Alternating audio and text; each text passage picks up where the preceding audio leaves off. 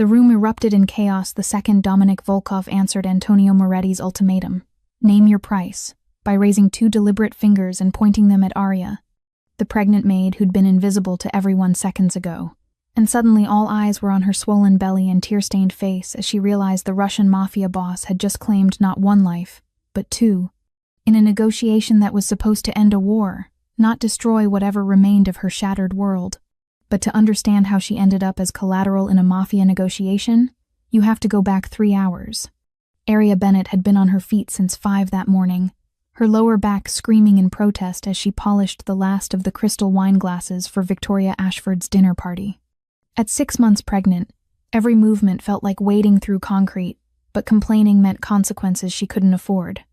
The baby shifted inside her, pressing against her ribs in a way that made breathing difficult, and she pressed a hand to her swollen stomach, whispering a silent apology to her daughter for bringing her into this life of servitude. Victoria swept into the dining room like a storm system, all sharp edges and expensive perfume that made Arya's pregnancy-sensitive stomach roll. Her employer's eyes raked over Arya with undisguised contempt, lingering on her protruding belly with the kind of disgust usually reserved for rotting garbage. "You're showing more every day," Victoria said, her voice dripping with disdain. "It's absolutely grotesque. Try to stay out of sight as much as possible tonight. My guests shouldn't have to look at your condition while they're eating."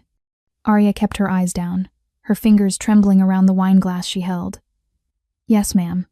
And if you drop anything, spill anything, or make any sound that draws attention to yourself, you'll be out on the street before midnight. Pregnant and worthless is bad enough. Pregnant, worthless, and clumsy would be intolerable." Victoria's brother Julian appeared in the doorway, his expensive suit perfectly tailored, his smile cruel as he took in Arya's hunched posture. "Is the help giving you trouble, Vicky?" "When doesn't she?" Victoria examined her manicure with affected boredom. "Honestly, I should have thrown her out the moment she came crawling to me, knocked up and abandoned. But I suppose even damaged goods can scrub floors." Julian laughed, moving closer to Arya in a way that made her skin crawl. "Where's the father, anyway?" "Oh, that's right. He took one look at your belly and ran for the hills. Smart man." The baby kicked hard, as if responding to Arya's spike of shame and rage, but she swallowed both emotions and focused on arranging the wine glasses in perfect symmetry. Survival meant silence. Survival meant enduring.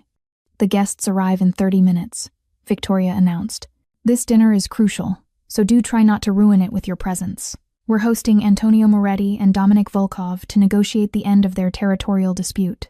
Extremely powerful men, Arya. The kind who wouldn't look twice at something like you. That should have been the end of it. Arya should have remained invisible, just another piece of furniture in Victoria's Gold Coast mansion. But then the guests arrived, and everything changed. Antonio Moretti entered first, flanked by 4 guards who looked like they ate bullets for breakfast. The Italian crime boss was 50-something, silver-haired and smooth, with the kind of smile that promised violence beneath expensive charm. He kissed Victoria's hand with exaggerated gallantry, his eyes already cataloging everything in the room worth taking. Then Dominic Volkov walked in, and the temperature dropped 10 degrees. He was younger than Antonio, maybe 32, with dark hair and eyes that revealed absolutely nothing. Where Antonio performed warmth, Dominic radiated controlled ice. His tailored black suit fit him like a weapon, and when he moved, it was with the precision of someone who calculated every step 3 moves ahead. Victoria practically threw herself at him, her hand lingering on his arm as she guided him to the head of the table. "Mr. Volkov, I'm so thrilled you accepted my invitation to host this negotiation. Your reputation precedes you." "Does it?" His voice was flat, uninterested. His eyes swept the room with mechanical efficiency, cataloging exits, potential threats, and resources. That's when Dominic's eyes locked on her swollen belly. Arya froze, the wine decanter suddenly weighing 1,000 pounds in her hands. Most people looked through her. Dominic looked at her, really looked, and something in his expression shifted so subtly she almost missed it. His jaw tightened, his eyes narrowed. Then his gaze lifted to her face, taking in the exhaustion, the fear, the quiet desperation she tried so hard to hide. He looked away, but the damage was done. He'd seen her. The dinner proceeded with the kind of tension that made the air feel thick. Arya moved through the room like a ghost, refilling glasses, removing plates, trying desperately to remain unnoticed. but she could feel Dominic's attention tracking her movements even when he appeared focused on Antonio's conversation.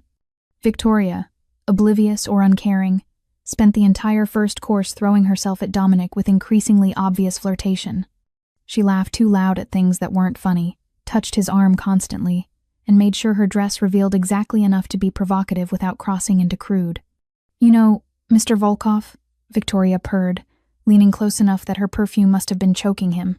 "Once you and Antonio settle your little disagreement, perhaps we could discuss some more personal negotiations."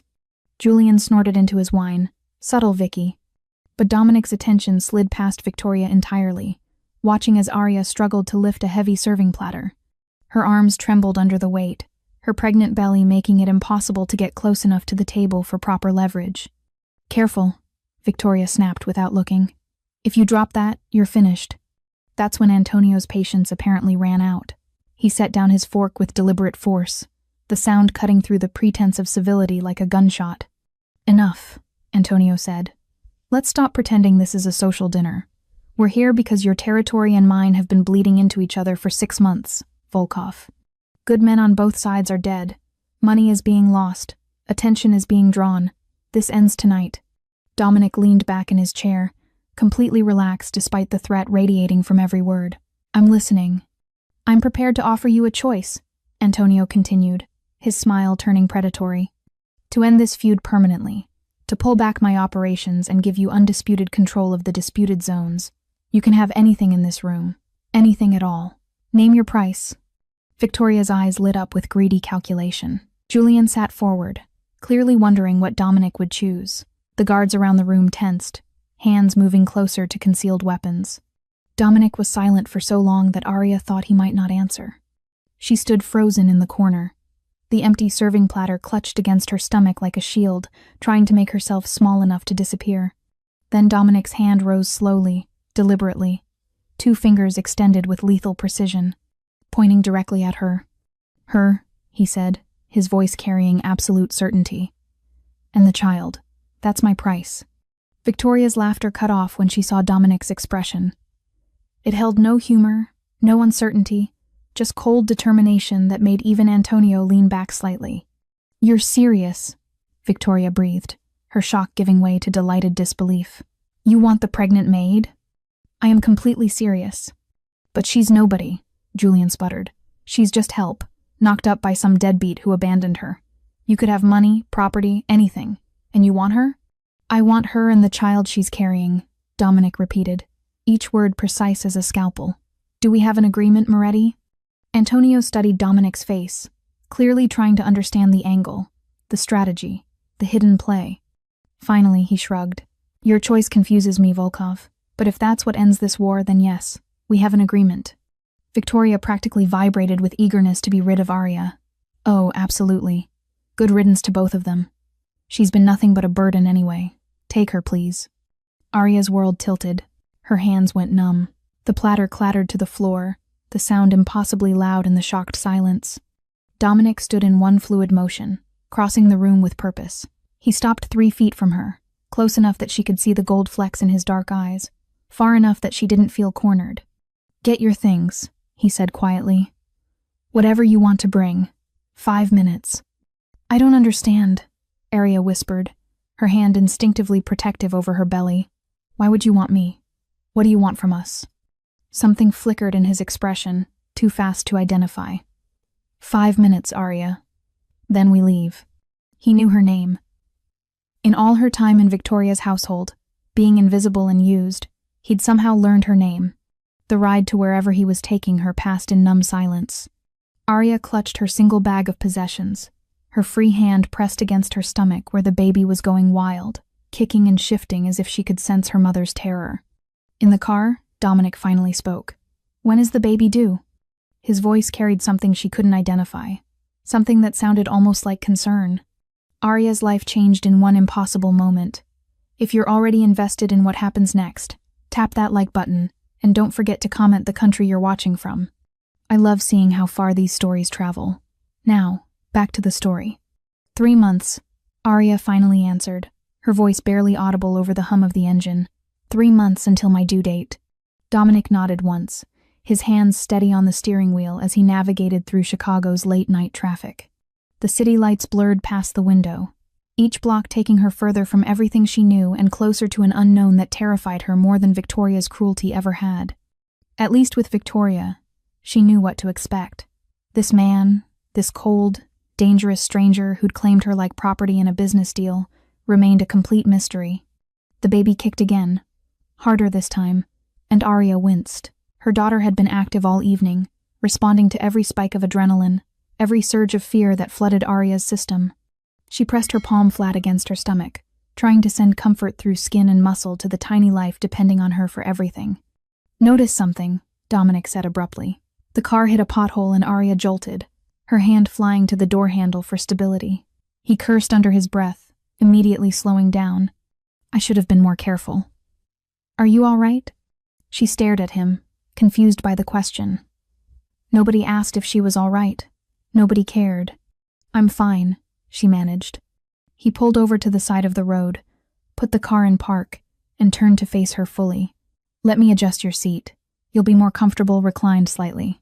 It takes pressure off your back." Before she could respond, he was out of the car and opening her door. His movements were careful, deliberate, giving her space to refuse if she wanted. He reached past her to find the seat controls, his cologne washing over her, expensive and clean, nothing like the overwhelming chemical scent Victoria bathed in. The seat reclined gently, and Arya felt some of the strain ease from her lower spine. Dominic produced a pillow from the back seat, one she hadn't noticed before, and positioned it behind her neck. "Better?" "Yes," she whispered, completely disarmed by this unexpected gentleness. "Why are you being kind to me?" His expression shuddered immediately, that cold mask sliding back into place. "Tomorrow we talk. Tonight, you rest." He closed her door with careful precision and returned to the driver's seat. They drove the remaining distance in silence, but something had shifted. Some small crack in her terror had opened, letting in the dangerous possibility of hope. When they finally pulled through, wrought iron gates into a tree-lined driveway, Arya forgot to breathe. The mansion that materialized before them bore no resemblance to Victoria's sterile Gold Coast showpiece. This was a home. Warm light spilled from tall windows, illuminating gardens that even in darkness looked carefully tended. The architecture was classic Chicago brownstone, elegant without being ostentatious, powerful without being cold. Dominic parked near the front entrance and came around to help her from the car. This time, when he offered his hand, she took it. His grip was firm, supporting her weight as she maneuvered her pregnant body out of the low seat. Her legs trembled from exhaustion and stress, and for one terrifying moment, she thought they might give out entirely. His other hand went to her elbow, steadying her. "Easy.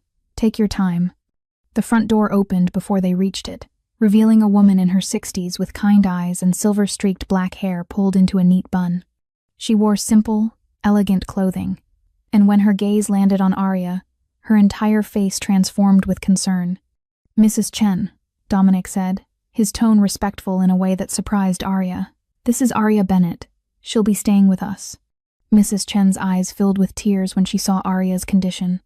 The older woman took in everything in one comprehensive glance. The ill-fitting maternity dress that had seen better days, the exhaustion carved into Arya's young face, the way she held her belly protectively, the terror barely masked behind her eyes. "Oh, you poor dear," Mrs. Chen breathed, and the genuine compassion in those words nearly broke Arya completely. Dominic's voice took on a tone of command, but directed at Mrs. Chen with obvious trust. "She needs prenatal care immediately. I want a doctor here first thing tomorrow morning. She also needs proper nutrition. When did you last eat?" he asked Arya directly. "Victoria gave me breakfast," Arya said quietly. "Some toast." Dominic's jaw clenched. "That was 16 hours ago. Mrs. Chen, if you could prepare something gentle for her stomach, nothing too heavy." "Of course," the housekeeper said immediately, "and a warm bath might help her relax." "Show her to the East Wing," Dominic continued, "the room with the attached space. Make sure she has everything she needs." Mrs. Chen took Arya's arm with grandmother-like gentleness, but Arya found herself looking back at Dominic, questions piling up faster than she could articulate them. He met her gaze. "Tomorrow we talk," he repeated. "For tonight, you're safe, both of you." Arya let Mrs. Chen guide her inside, through an entrance hall that actually felt warm despite its size. The floors were hardwood, glowing under soft lighting. Fresh flowers sat on a side table. Everything spoke of a home lived in and cared for, so different from Victoria's museum-like perfection. They climbed a staircase with a smooth banister, Mrs. Chen matching her pace to Arya's slower, pregnancy-hampered steps.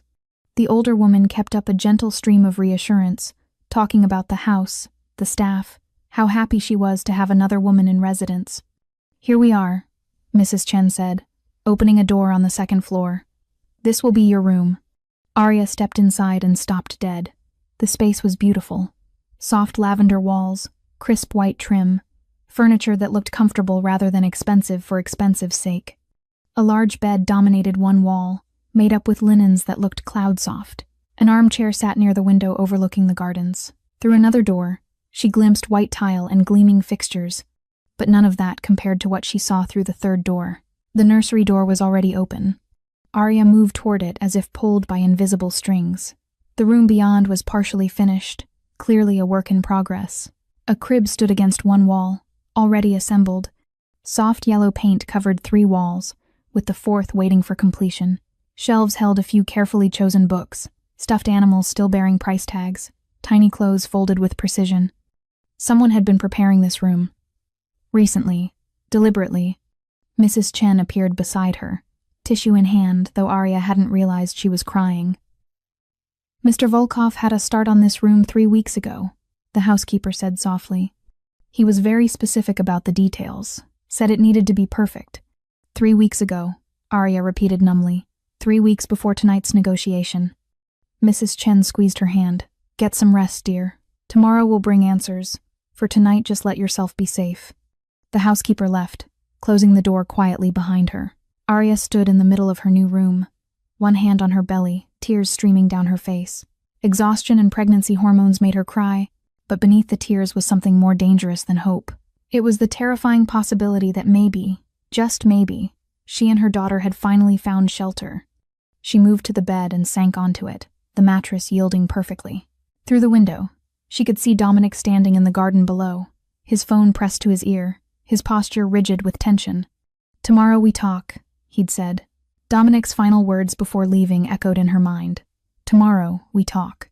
But tonight, for the first time in longer than she could remember, Arya let herself sleep without fear. Arya woke to sunlight streaming through unfamiliar windows and the scent of coffee drifting up from somewhere below. For 3 disoriented seconds, she forgot where she was. Then the events of the previous night came flooding back. The negotiation, the pointing fingers, the terrifying drive, this beautiful room that felt too good to be real.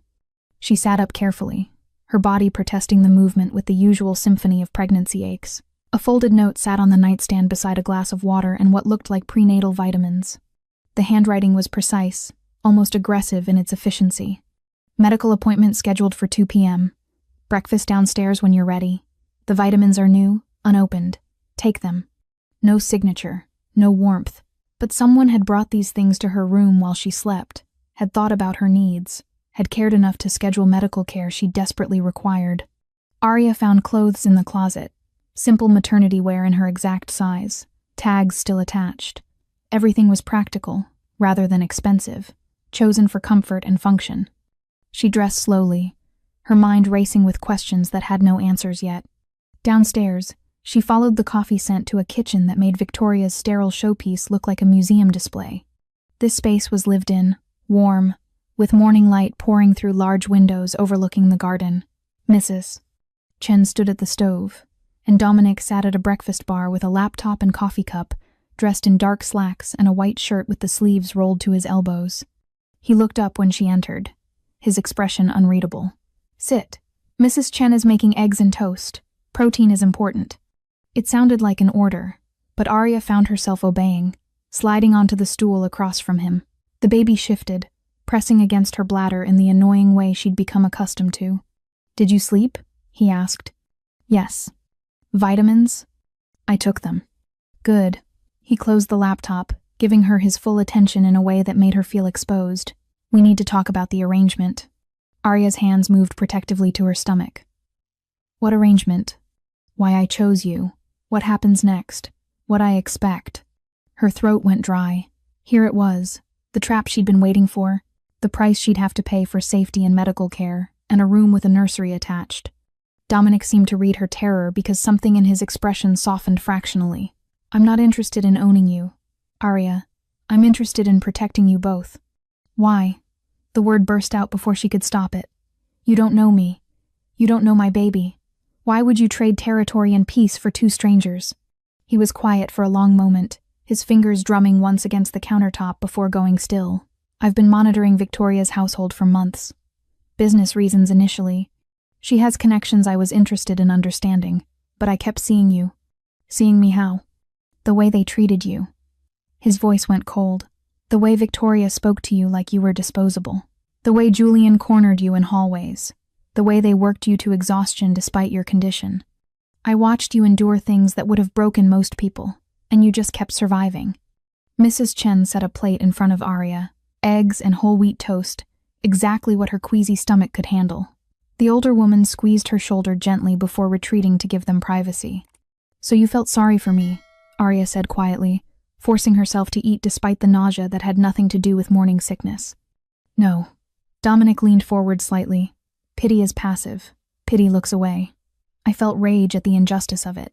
You had dignity and strength, and they treated you like garbage. When Antonio offered me anything to end our dispute, I saw an opportunity to do something that had nothing to do with business or strategy. I could choose justice. Justice for a stranger. You're not a stranger anymore. He held her gaze. You're under my protection now. Both of you. That means medical care, safety, everything you need. No obligations beyond letting me provide those things. What if I want to leave? Then you leave. His answer was immediate. You're not a prisoner, Arya. You're a guest who I hope will choose to stay because staying is better than the alternative. The doctor's office was in a medical building in Lincoln Park, all glass and modern design.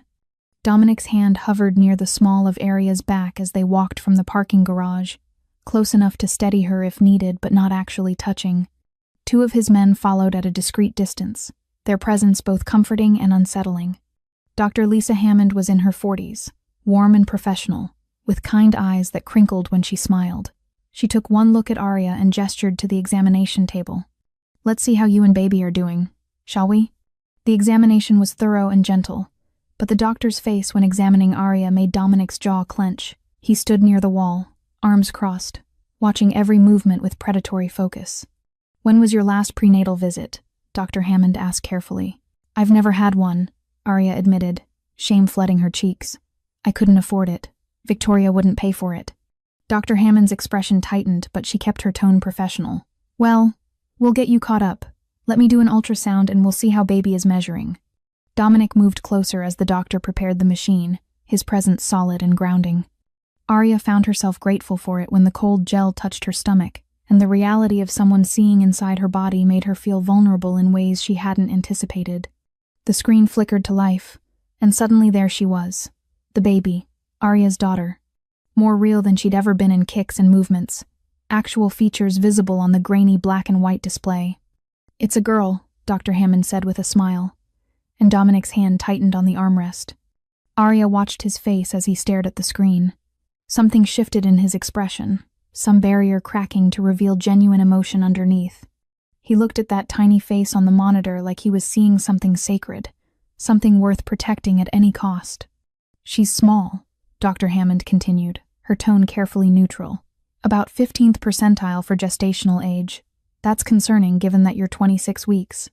It suggests significant nutritional deficiency during pregnancy. Is she okay? Arya's voice cracked. Is my baby okay? She's healthy, the doctor assured her quickly. Heart rate is good, movement is excellent, all the anatomy looks normal, but we need to get you on a strict nutrition plan immediately. Adequate calories, protein, prenatal vitamins. I want to see you weekly to monitor her growth. Whatever she needs, Dominic said, his eyes still fixed on the ultrasound screen. Cost doesn't matter. Get her everything. Dr. Hammond printed several ultrasound images and handed them to Arya. Your daughter is a fighter. Just like her mother, I think. After the appointment, in the car driving home, Dominic finally spoke. Have you chosen a name? No name yet, Arya whispered, staring at the ultrasound photo in her hands. Her daughter's profile, tiny nose and chin, little fist near her face. I didn't want to name her until I knew she'd be okay. Dominic nodded slowly. There's time. We'll figure it out together. That word, we, hung in the air between them. Not you, not I, we. As if they were already a unit, already bound together by something more than a negotiation made across a dinner table. For the first time since her world had collapsed, Arya felt something dangerous blooming in her chest. Trust. Fragile and terrifying, but undeniably there. Something was shifting between them. If you can feel it too, hit that subscribe button, because what comes next will either heal them both or break them completely. 2 weeks into her new life, Arya woke without the familiar knot of dread in her stomach. The change was subtle but profound, like breathing after years of holding her breath. She'd gained 4 pounds according to Dr. Hammond's scale. Her skin had lost its grayish pallor, and the baby's movements had become stronger, more insistent, as if her daughter could sense the shift from survival to something resembling safety. Breakfast had become their ritual. Dominic emerged from his study each morning at 7:30, coffee in hand, laptop tucked under his arm, and joined her at the kitchen island where Mrs. Chen had learned to prepare exactly what Arya's pregnancy-sensitive stomach could tolerate: oatmeal with berries, scrambled eggs with cheese, whole grain toast with almond butter. This morning, he found her sketching in a notebook Mrs. Chen had given her pencil moving across the page with quick, practiced strokes. "What are you drawing?" he asked, settling onto his usual stool across from her. Arya hesitated, then turned the notebook so he could see. Baby clothes. Nothing fancy, just simple designs. Onesies with little flowers, a dress with a Peter Pan collar, tiny socks with ruffles. Dominic studied the sketches with the same intense focus he brought to everything. "These are good, really good. I used to design things," she admitted quietly, "before everything fell apart. I went to community college for fashion design for a semester before I ran out of money." "Why did you stop?" "Because designing clothes and being able to afford clothes are 2 different things." She closed the notebook, embarrassed by the reminder of everything she couldn't provide for her daughter. "These are just dreams. Expensive dreams." He didn't respond, just nodded and opened his laptop, diving into whatever business consumed his days. Arya finished her breakfast and retreated to her room, assuming the conversation was forgotten. The next afternoon, a delivery truck arrived, 3 large boxes addressed to her. Inside was everything she'd sketched and more. Tiny onesies in soft organic cotton, hand-smocked dresses, impossibly small socks, sleepers covered in stars and moons and flowers. Every item was high quality, carefully chosen, exactly the kind of wardrobe she'd dreamed of giving her daughter but never thought possible. Mrs. Chen found her crying in the nursery, surrounded by tissue paper and tiny clothes. "He has your notebook," the housekeeper said gently. "Took a photo of your sketches yesterday morning and spent an hour on the phone with a boutique in River North. Described every detail you'd drawn." "Why does he keep doing these things?" Arya whispered, holding a yellow dress against her chest. "Maybe because nobody ever did them for him." That night, Arya couldn't sleep. Pregnancy insomnia had become her enemy, her mind racing while her body ached for rest.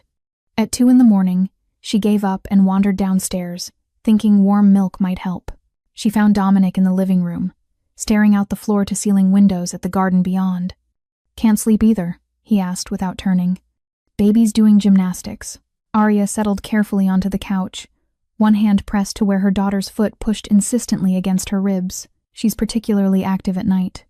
Dominic moved to the other end of the couch, maintaining respectful distance. "Tell me about the father." "You don't have to, but I keep wondering what kind of man walks away from his own child." The words came easier in darkness, with only the city lights beyond the windows bearing witness. "His name was Brandon. We dated for 8 months. I thought he loved me. When I told him I was pregnant, he said I was trying to trap him. Said I'd done it on purpose to lock him down. He was gone within a week, changed his number, blocked me on everything. I never heard from him again." "Did you love him?" "I thought I did, but looking back, I think I loved the idea of not being alone more than I loved him." She paused. "He made me feel worthless, like I was this conniving person who'd ruined his life. Sometimes I still hear his voice telling me I'm a trap, a burden, a mistake. You're none of those things. How can you be so sure? You barely know me." Dominic was quiet for a long moment. "My mother died giving birth to me," he said finally, his voice stripped of its usual control.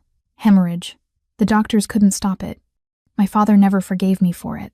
He looked at me every day and saw the reason his wife was dead. He told me so, regularly. Said I'd killed the only person he ever loved. Arya's chest tightened. Dominic. I built walls to survive him, made myself cold so his words couldn't touch me. By the time he died when I was 19, I'd forgotten how to feel anything that wasn't anger or calculation. He turned to look at her for the first time since starting his story. Then I saw you in Victoria's house, pregnant and scared and still fighting, and something cracked. You reminded me that survival doesn't have to mean shutting down completely. Is that why you chose me? Because you saw yourself in my situation? Maybe at first. But now. He paused, searching for words that clearly didn't come easily. Now I see you because you're worth seeing. You and your daughter both. The baby kicked hard, visible through Arya's thin sleep shirt. Both of them looked down at the movement, the small foot or hand pushing against the fabric of her belly. Does it hurt? Dominic asked. No. It's actually kind of amazing. Proof she's real. That she's growing. His hand hovered over her belly, waiting for permission. Can I? Arya's breath caught. The request was intimate in ways that had nothing to do with possession and everything to do with vulnerability. She nodded, not trusting her voice. Dominic's palm settled gently over where the baby had just kicked. His hand was warm, large enough to span most of her stomach, and the tenderness in the gesture made something inside Arya's chest crack wide open. The baby kicked exactly where his palm rested, as if responding to his touch. "Hello, little one," Dominic whispered, and the raw emotion in his voice destroyed every remaining wall Arya had built around her heart. They sat like that for several minutes, his hand on her belly, the baby moving beneath his palm, the darkness around them feeling less like isolation and more like shelter. "I won't abandon you," he said finally. "Either of you. I know words don't mean much after what you've been through, but I'm giving you mine anyway. You're both under my protection for as long as you want to be. No conditions, no expectations. Just safety and support and whatever else you need." "Why?" Her voice was barely a whisper. "Because you deserve it. Because your daughter deserves it. Because I spent my whole life being told I was responsible for destroying a family, and maybe helping build one is how I make peace with that." Arya placed her hand over his, their fingers intertwining on her stomach where their daughter continued her midnight acrobatics. For the first time since Brandon had walked out, she let herself believe that maybe, possibly, she wasn't destined to do this alone. "Thank you," she said, inadequate words for the enormity of what he was offering. He smiled then, small but genuine. "Get some sleep, Arya. You need rest." "So do you." "I will. Soon."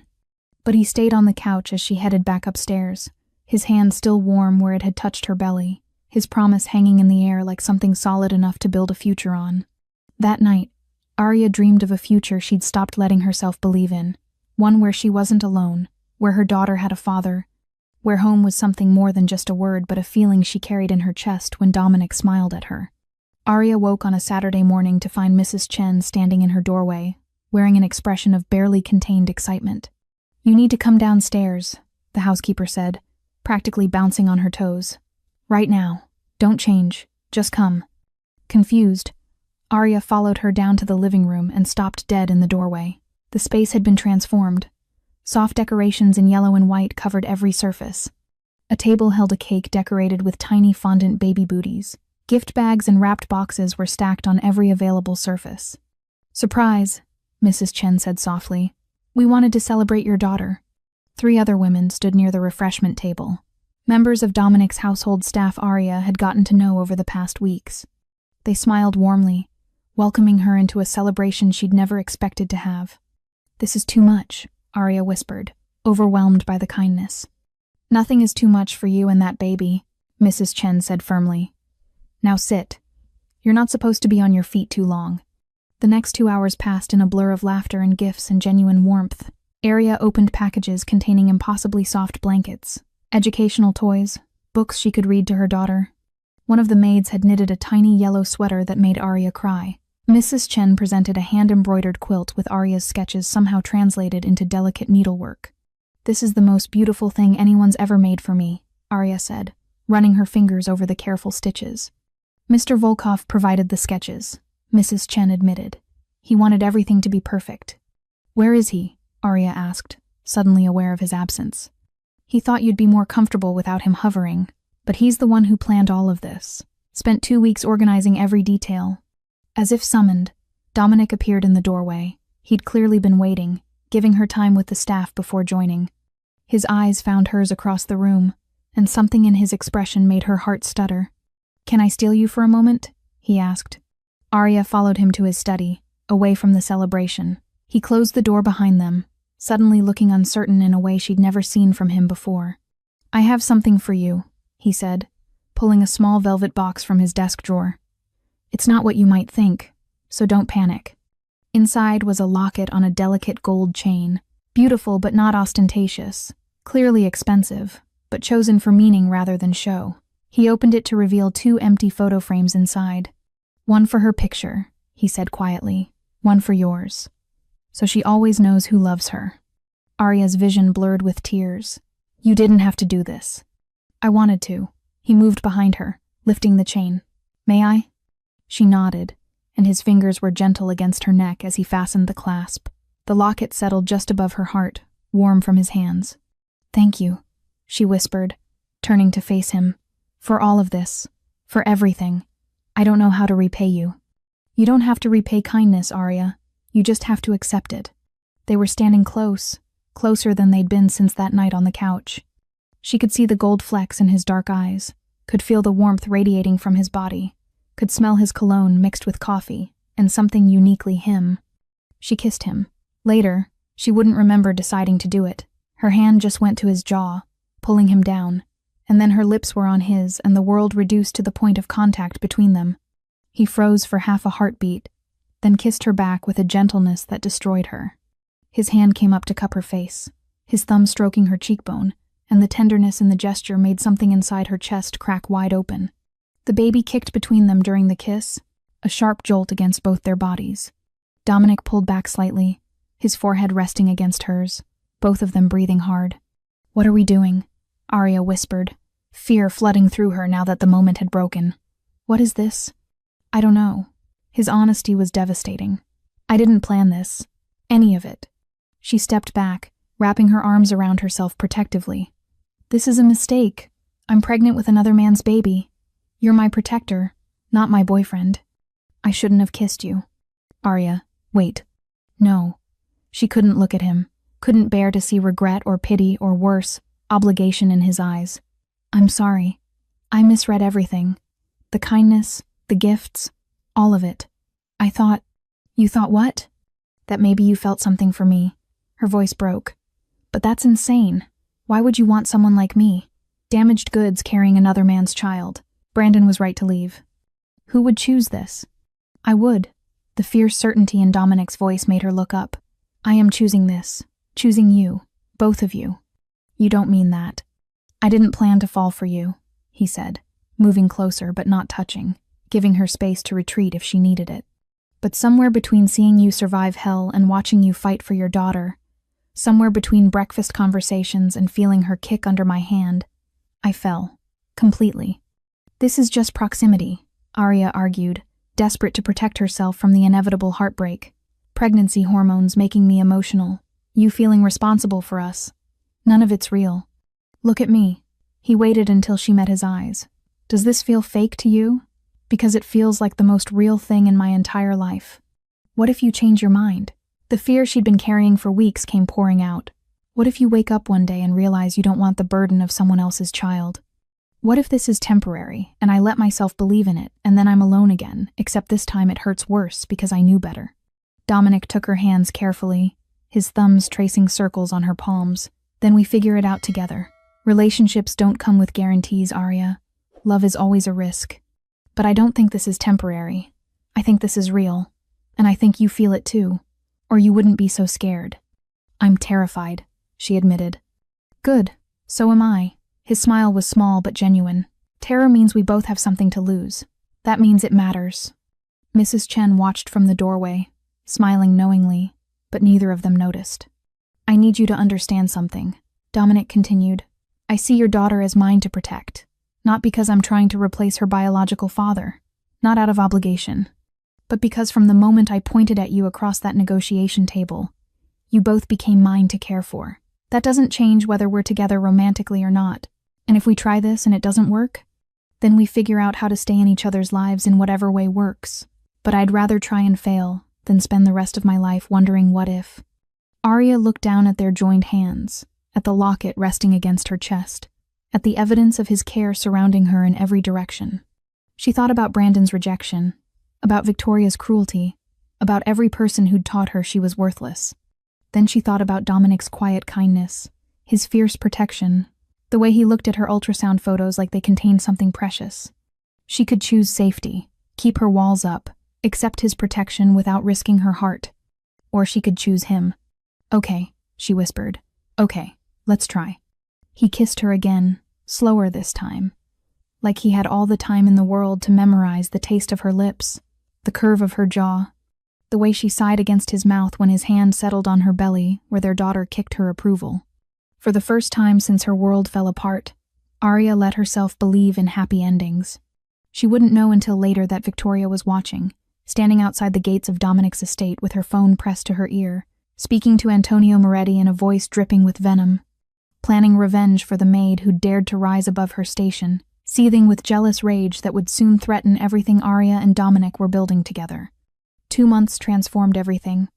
Arya stood at 36 weeks pregnant, her belly enormous and impossibly round, her daughter running out of room and making her displeasure known with aggressive kicks to Arya's ribs at all hours. Doctor.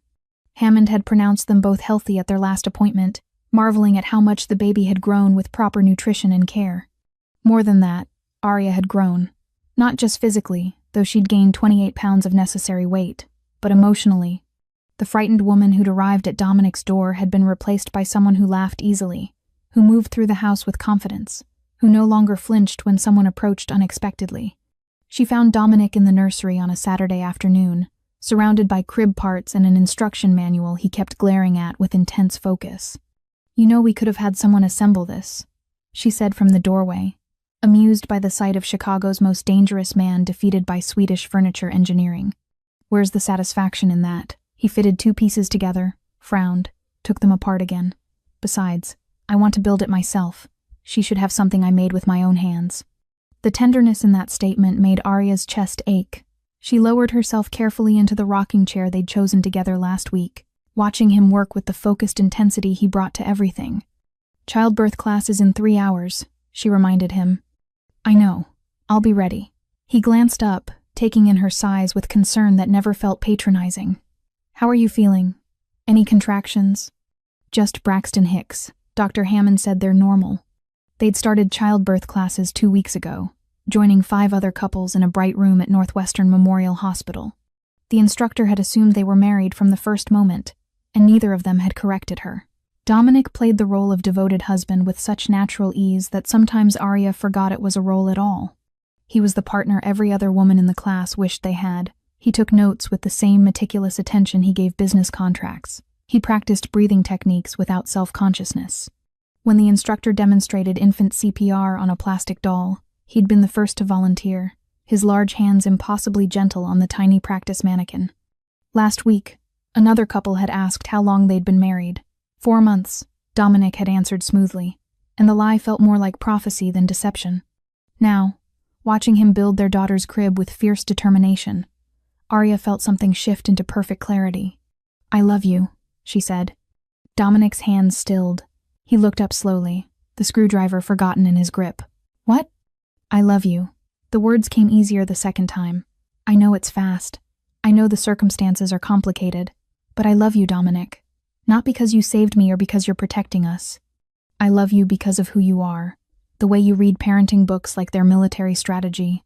The way you talk to my belly when you think I'm asleep. The way you make me feel like I matter."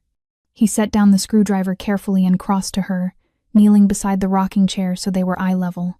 "Say it again." "I love you." He kissed her then, deep and thorough, his hand cradling her face like she was something infinitely precious. When he pulled back, he reached into his pocket and produced a small velvet box. Arya's breath caught. "I bought this 3 weeks ago," he said, opening it to reveal a ring that made her vision blur with tears. Simple platinum band with a single perfect diamond, elegant without being ostentatious. "I've been carrying it around, waiting for the right moment. trying to figure out how to ask you to marry me without making you feel pressured or obligated. The ring was perfect, but he hadn't asked yet. You're not obligated, she whispered. You know that, right? You don't have to marry me just because I'm having a baby. I know. His thumb brushed away the tears sliding down her cheek. I want to marry you because I can't imagine my life without you in it. Because I wake up thinking about you and fall asleep grateful you're under my roof.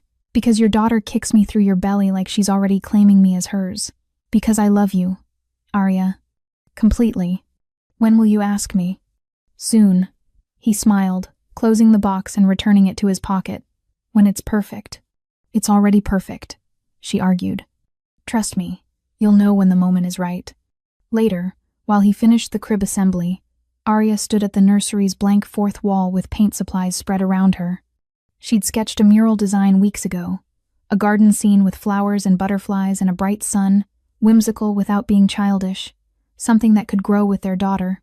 Dominic watched from across the room as she painted, his expression holding something between protectiveness and awe. When she stretched to reach a higher section, he was immediately beside her, taking the brush gently from her hand. Let me get the high parts. You focus on what you can reach comfortably. They painted together in comfortable silence, the kind of quiet that came from knowing someone well enough that words became optional. When she stepped back to examine their progress, his arm settled around her shoulders, pulling her against his side. Our daughter is lucky, he said softly. She gets you as a mother. She gets you as a father. Arya placed her hand over his where it rested on her shoulder. You know that's what you are, right? Not biologically, but in every way that matters. You're her father. I know. The rough emotion in his voice made her turn to look at him. I feel it every time she kicks. Every time I see her on the ultrasound. She's mine to protect, mine to raise, mine to love. Biology doesn't change that. What about after she's born? Arya asked, voicing the fear she'd been carrying. What if we want more children? Would you want that? His eyes held hers. You mean would I want to build a family with you? Have children together? Watch you grow round with my baby knowing I put it there? Heat flooded her cheeks. Yes, that. Absolutely. He kissed her temple. But let's get through delivering this one first. One miracle at a time. That evening, with the mural half finished and the crib finally assembled, Dominic pulled up music on his phone. Soft jazz filled the nursery, and he extended his hand to Arya with mock formality. May I have this dance? She laughed. I'm enormous. I can barely walk without waddling. You're beautiful, and I want to dance with you in our daughter's nursery. Please. Arya let him pull her close, his arms careful around her, accommodating her size with easy adjustments. They swayed slowly, barely moving, her belly pressed between them where their daughter continued her acrobatics. She's dancing too, Arya murmured. She has good taste in music. Dominic's chin rested on top of her head. This is what home feels like. Right here. You, me, our girl. This is everything. That night, wrapped in Dominic's arms with their daughter moving between them, Arya felt invincible, protected, loved. She had no way of knowing that Victoria was watching from a car parked 2 blocks away, or that she'd just made a call to Antonio Moretti, offering him exactly what he needed to destroy everything Dominic had built. And the price Victoria named was simple: the pregnant maid and her bastard child. This is the moment before everything changes. If this story has you hooked, a like helps more people discover it. And trust me, you'll want to see how this ends. Dr. Hammond's appointment at 36 weeks was routine. Blood pressure check, baby's heartbeat monitoring, quick ultrasound to confirm position. The baby had dropped lower in Arya's pelvis, preparing for birth, and the doctor estimated another 3 to 4 weeks before labor would begin naturally. You're doing beautifully, Dr. Hammond said, printing the latest ultrasound images.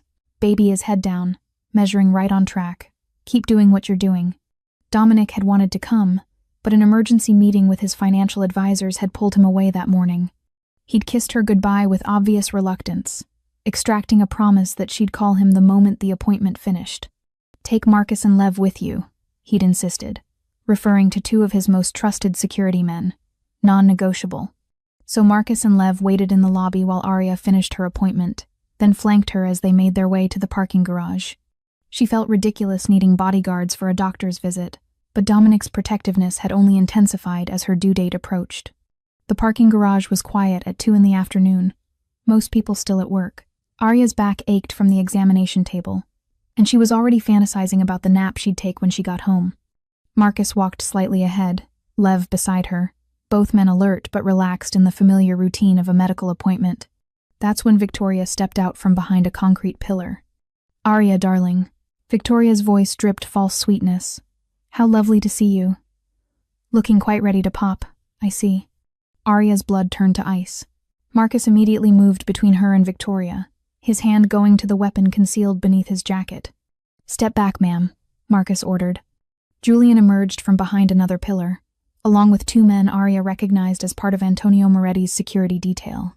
They spread out, creating a loose circle that trapped Arya and her guards in the middle. Now, Victoria said, her smile sharp as broken glass.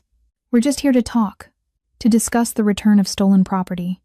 "Miss Bennett isn't property," Lev said, his voice hard. "And you need to leave. Now." Victoria laughed, the sound echoing through the concrete structure. "Oh, but she is. You see, when she worked for me, she signed a contract, room and board, in exchange for labor. She left before fulfilling her obligation. That makes her a debtor. And under Illinois law, I have every right to pursue collection." "That's insane," Arya said, finding her voice despite the fear clawing up her throat. "I don't owe you anything." Julian stepped closer, his eyes cold and calculating. $50,000. That's what we calculate your room and board cost over the 18 months you lived with us, plus interest. You left without paying. That's theft." Julian's hand reached toward her swollen belly. Marcus grabbed Julian's wrist before contact was made, twisting it behind his back with efficient violence. Julian cried out, and immediately Antonio's men moved forward. Lev drew his weapon, creating a standoff that made Arya's heart pound so hard she thought it might burst. "Everybody calm down," Victoria said, but her eyes gleamed with satisfaction at the chaos she'd created. "We don't want violence. We just want what we're owed. The maid and her bastard child." "She doesn't owe you anything," Marcus repeated, maintaining his hold on Julian's arm. "Mr. Volkov will hear about this threat." "Oh, I'm counting on it." Victoria's smile widened. "You see, Antonio Moretti wants to renegotiate their little agreement. Turns out, ending the territorial dispute was worth far more than one pregnant servant. He's realized Dominic got the better end of that deal, so we're offering her back, plus the baby as a bonus. 2 lives for the price of 1. Worth far more than whatever Dominic paid. The baby isn't even born yet." Arya gasped, her hands instinctively protective around her stomach. "You can't just trade people like commodities." "Can't we?" Victoria tilted her head. "Dominic did exactly that. He pointed at you like you were furniture and claimed you as payment. All we're doing is asking for a renegotiation." "Surely that's fair." Julian twisted free from Marcus's grip, stumbling back but then advancing again. "You should have stayed where you belonged," he snarled at Arya. "Playing house with Volkov, pretending you're something more than hired help, acting like you matter." He moved toward her again, faster this time, and his hand made contact with her belly, shoving hard enough to make her stumble backward. The world exploded into motion. Marcus tackled Julian to the ground. Lev's weapon tracked Antonio's men, who'd drawn their own guns. Victoria screamed something about assault, and Arya felt wetness spreading down her legs, warm and unstoppable. "Oh God," she whispered. "Oh God, no." The wetness spreading down Arya's legs made everyone freeze. Her water. She thought it was her water breaking. 4 weeks early. Because Julian had shoved her. Because the stress had triggered labor. Because everything was falling apart. Marcus was on his phone immediately, calling emergency services and Dominic simultaneously. Lev kept his weapon trained on Antonio's men, who'd gone very still, clearly realizing they'd crossed a line that would have severe consequences. That's when Dominic's voice cut through the garage like a blade. "Step away from her. Now." He appeared at the garage entrance with 6 more men, all armed, all deadly serious, but it was Dominic himself who radiated the real threat. His face was a mask of controlled fury, his eyes absolutely lethal as they took in the scene. Arya against a pillar clutching her stomach with liquid pooling at her feet, Julian on the ground, Victoria looking suddenly uncertain, weapons drawn on all sides. He moved straight to Arya, his hands gentle despite the rage rolling off him in waves. "Are you hurt? Did they touch you?" "Julian shoved my stomach," she whispered, tears streaming down her face. "And I think my water broke. It's too early. She's not supposed to come yet." Dominic's jaw clenched so hard she heard his teeth grind. He turned to Marcus. Ambulance? 2 minutes out. Then he turned to face Victoria and Julian, and the temperature plummeted. You put your hands on her. On my pregnant partner. You threatened my child. It was a misunderstanding, Victoria stammered, her bravado crumbling. We were just talking. You were negotiating her return to Antonio like she's cargo. Dominic's voice was death itself. You physically assaulted a woman 9 months pregnant. There's security cameras recording every second of this. Indeed, hospital security had arrived, along with Chicago PD, drawn by the reports of weapons in their parking garage. Victoria and Julian found themselves surrounded by police officers demanding explanations. The ambulance arrived simultaneously, paramedics rushing to Arya's side.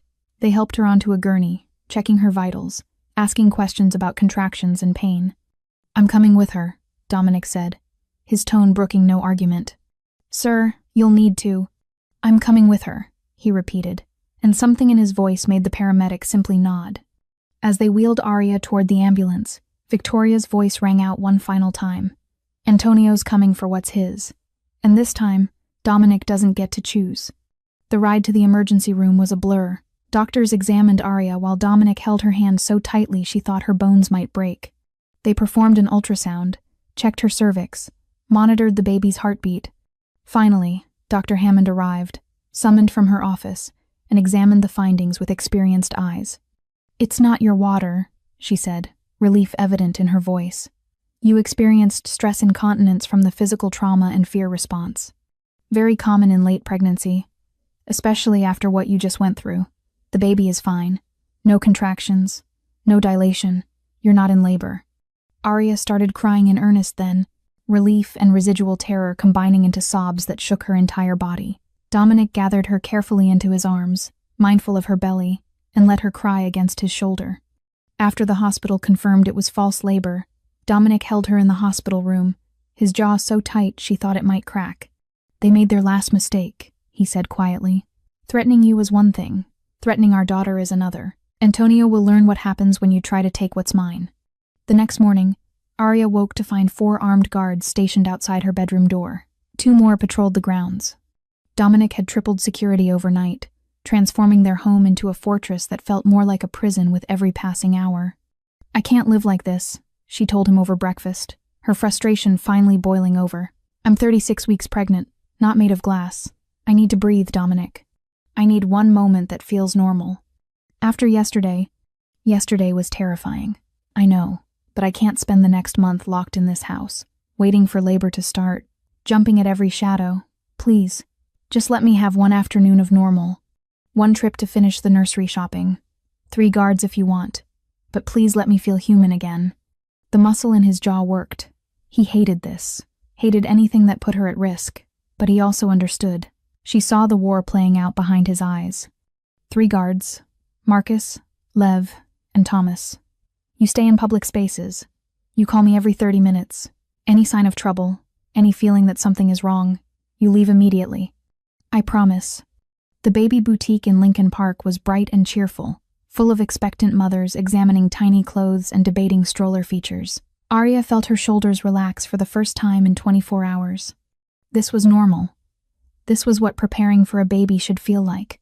Marcus, Lev, and Thomas maintained discreet positions around the store, close enough to respond to threats, but far enough away that Arya could pretend she was just another pregnant woman buying last-minute items for her daughter. She was comparing receiving blankets when she felt someone's eyes on her. That crawling sensation of being watched, of being prey. She turned slowly and her heart stopped. Antonio Moretti stood 10 feet away, flanked by 4 of his men. He looked expensive and dangerous in a tailored suit, his silver hair perfectly styled, his smile promising violence beneath cultivated charm. Arya, he said pleasantly, as if they'd run into each other at a dinner party. How lovely to see you. And so close to delivering. I see. Marcus moved immediately between them, his hand going to his weapon. Mr. Moretti, you need to leave. Now. I'm just shopping, Antonio said mildly. This is a public store. I have every right to be here. He looked past Marcus directly at Arya. I was hoping we could talk. Just the 2 of us. Adult conversation. I have nothing to say to you, Arya managed, her voice steadier than she felt. Hear me out. Antonio's tone turned almost paternal. Dominic Volkov is a dangerous man. You've seen that, haven't you? The violence he's capable of. The world he lives in. Do you really want to raise your daughter in that environment? As opposed to raising her in yours? I'm offering you a choice. Come with me willingly right now, and I'll pay you $2 million. Cash. Enough to disappear, start fresh somewhere safe, raise your daughter far away from all of this. Stay with Dominic, and you're caught in a war that will destroy you both. I'm not going anywhere with you. Think about your baby, Arya. Antonio stepped closer despite Marcus's warning. Think about what's best for her. A life of constant danger, always looking over your shoulder? Or financial security and freedom? My daughter already has what's best for her. A father who loves her. A home where she's safe. And me, we don't need your money. Antonio's expression hardened. That's unfortunate, because I wasn't really offering a choice. His men moved with coordinated precision, drawing weapons and advancing on Arya's position. Marcus, Lev, and Thomas responded instantly, creating a protective triangle around Arya as other shoppers screamed and ran for the exits. Take her, Antonio ordered coldly. The fight that erupted was brutal and fast. Marcus took down one of Antonio's men with a strike to the throat. Lev grappled with another, both of them crashing into a display of diaper bags. Thomas fired a warning shot that shattered a window, sending more customers fleeing. Arya backed away from the violence, her hands protective around her belly, trying to reach the rear exit, but one of Antonio's men grabbed her arm, yanking her toward the door. She fought, kicking and clawing, and he shoved her hard. Arya crashed into a wooden display shelf, her shoulder taking the impact first, then her hip, then her belly glancing off the edge. Pain exploded through her abdomen, sharp and unmistakable. Not like yesterday's false alarm, not stress incontinence or Braxton Hicks. Real, contraction, labor. No, she gasped. No, no, no, not now, not here. The contraction hit so hard Arya screamed, doubling over as her body betrayed her at the worst possible moment. The man who'd grabbed her hesitated, clearly not expecting this development. That's when Dominic arrived. He came through the front entrance like an avenging angel, 8 men with him, all armed, all ready for war. His eyes found Arya immediately, took in her position against the display, the pain on her face, the man standing too close to her. The violence in his expression was absolute. His men engaged Antonio's remaining security in a fight that turned the boutique into a war zone. Glass shattered, blood sprayed across pastel-colored walls. Someone fired a shot that embedded in the ceiling. But Dominic moved straight for Arya, his focus singular and deadly. Antonio stepped in front of her, pulling a gun from his jacket and pressing it against her temple. The cold metal made Arya freeze mid-contraction, terror overriding even the pain. Antonio's gun pressed against her temple. Stand down, Volkov, Antonio ordered. Everyone stands down or I put a bullet in her brain right now. Dominic stopped 10 feet away, his own weapon trained on Antonio's head. Every muscle in his body was coiled tension, ready to spring. Behind him, his men had subdued the last of Antonio's security, leaving the Italian crime boss exposed and outnumbered. She was always part of the deal, Volkov, Antonio said, his voice steady despite the desperate situation. You don't get to keep everything. I gave you territory, peace, power. All I'm asking for is equivalent value in return. You gave me nothing, Dominic said, his voice colder than Arya had ever heard it. You ended a war you were losing. I saved your organization from complete destruction. And I took what you were too stupid to see had value. A pregnant servant? The woman I love. Dominic's eyes never left Antonio. The mother of my child. My future. She's worth more than every territory you control. Every dollar in your accounts. Every scrap of power you've ever held. Another contraction was building. Arya could feel it gathering strength, her body determined to deliver this baby regardless of guns and violence and mortal danger. Let's renegotiate then, Dominic said softly. You have 3 seconds, and everyone believed he'd pull the trigger. You let her go, you live, you hurt her, and everyone you love dies. Not just you, your wife, your children, your grandchildren. I will erase your entire bloodline from existence. Choose. Antonio's hand trembled slightly. You're bluffing. Try me. Test whether I value her life more than I fear the consequences. See what happens. The standoff held for 3 endless seconds. Then the contraction hit, harder than before. and Arya cried out despite trying to stay quiet. Her knees buckled, and only Antonio's grip on her arm kept her upright. "She's in labor," someone said, one of Dominic's men. "She's actually in labor right now." Antonio looked at Arya's face, saw the genuine pain there, the sweat beading on her forehead, the way her body contracted around the baby trying to be born. He was a monster, but he wasn't stupid. Killing a pregnant woman in labor in a public store would destroy him politically, turn even his own people against him, bring heat he couldn't survive. He lowered the gun. "Take her," he said to Dominic, disgust evident in his voice. "She's not worth this." Dominic was beside Arya in 2 strides, catching her as another contraction hit. His hands were gentle despite the violence still crackling through every line of his body. "I've got you," he murmured against her hair. "I've got you. You're safe now." "The baby," Arya gasped. "She's coming, Dominic. She's coming now."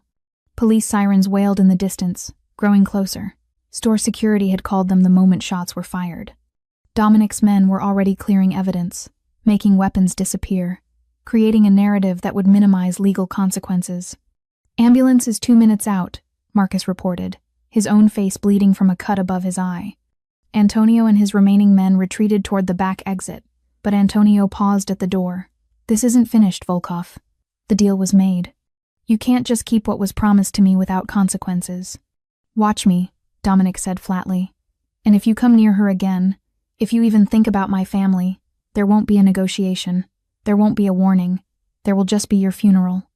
The ambulance arrived with paramedics who took one look at Arya and started barking orders.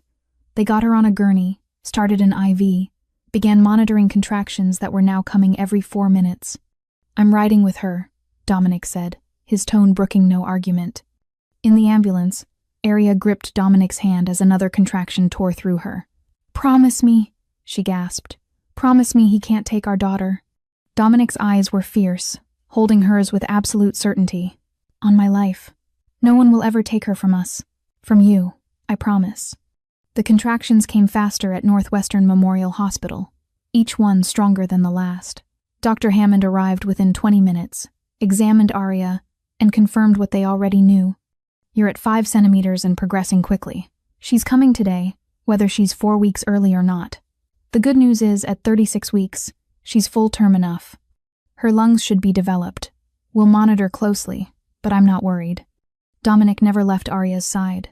When contractions hit, he breathed with her exactly like they'd practiced in childbirth class. When she needed ice chips, he held the cup to her lips. When she squeezed his hand hard enough to cut off circulation, he didn't flinch. "I'm scared," she admitted during a brief respite between contractions. "What if something goes wrong? What if she's too small because of how Victoria treated me?" "She's a fighter," he said firmly. "Just like her mother. She's going to be perfect."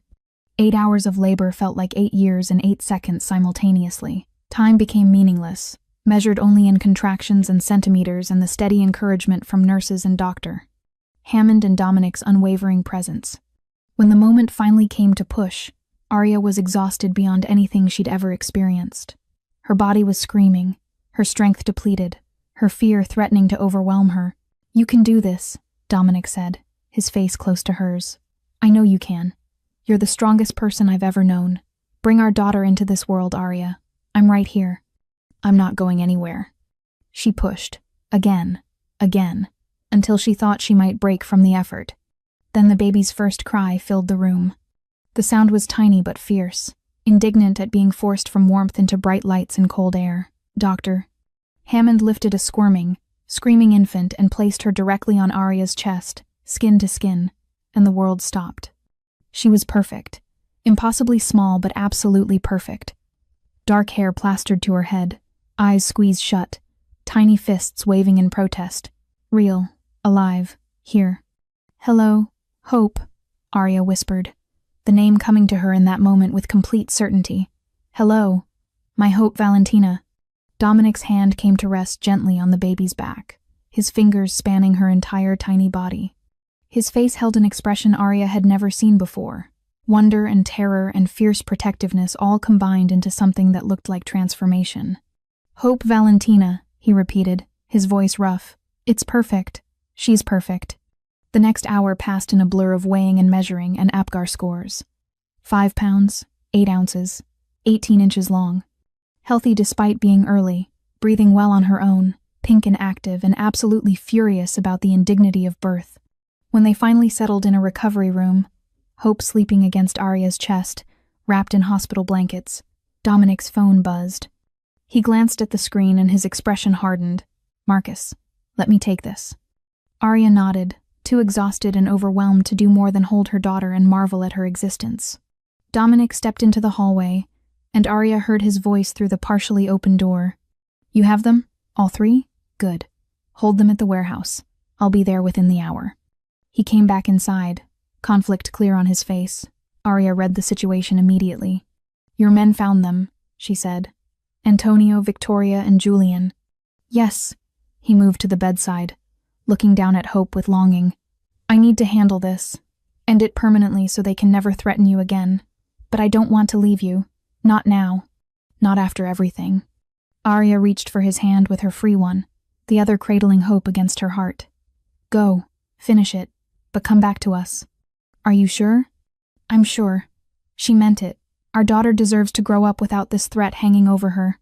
Go do what you need to do. We'll be here when you get back." He kissed her forehead, then pressed his lips gently to Hope's downy hair. "I love you both. This won't take long."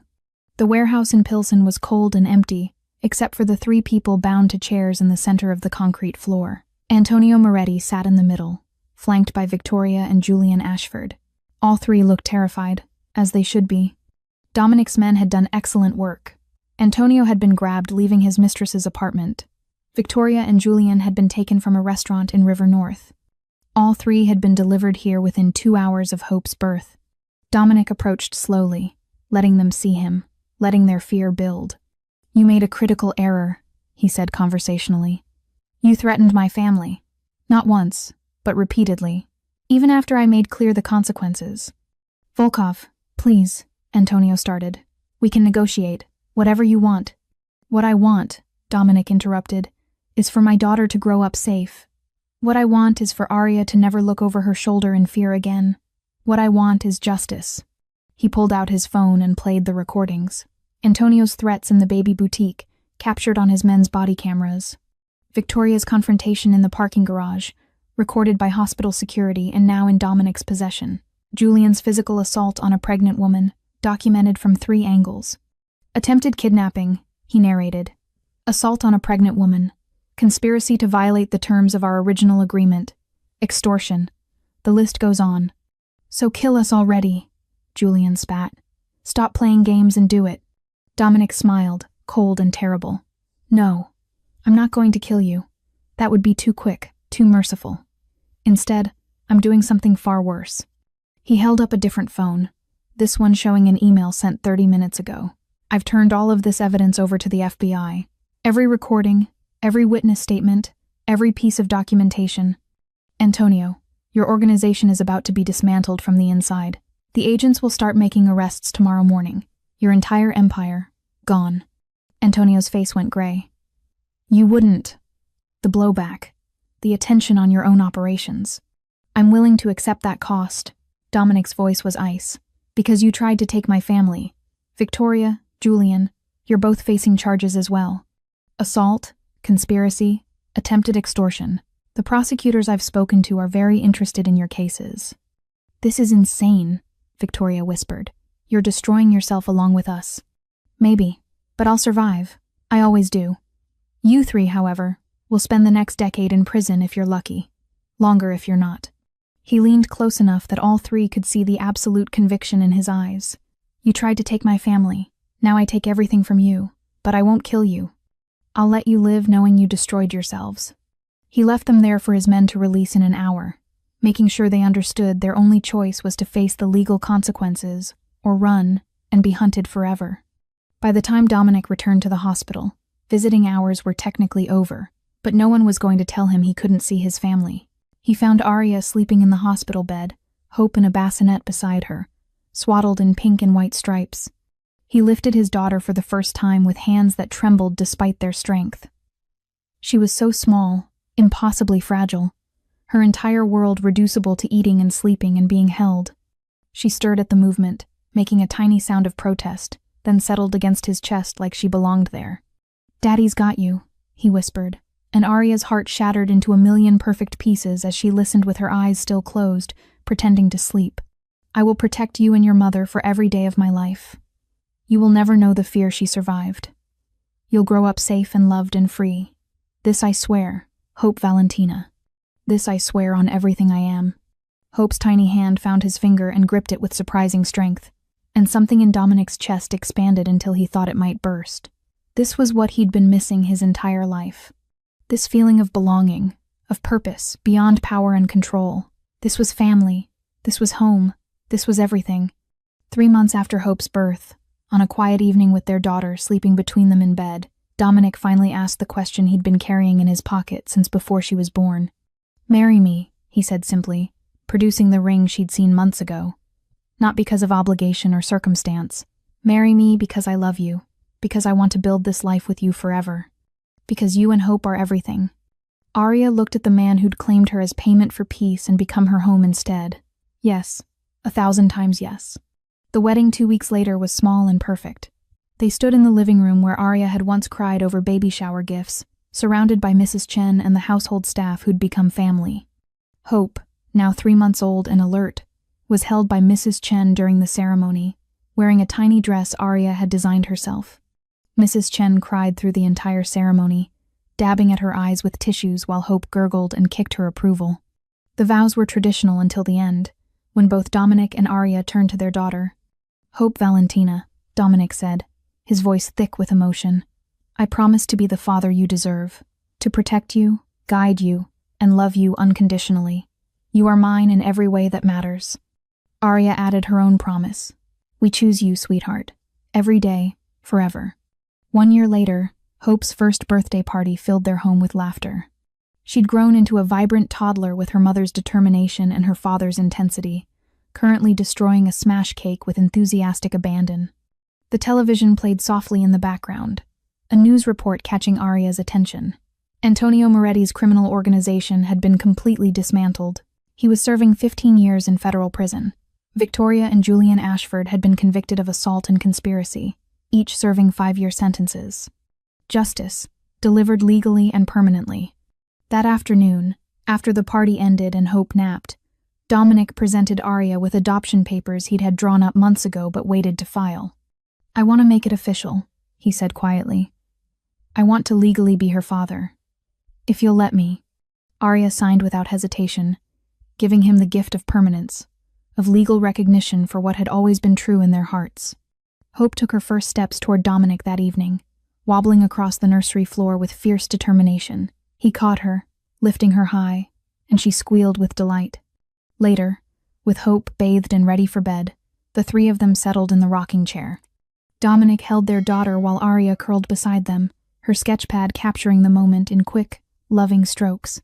"Read it again, Papa," Hope demanded, pointing at her favorite book about a bear who found a family. Dominic's heart melted.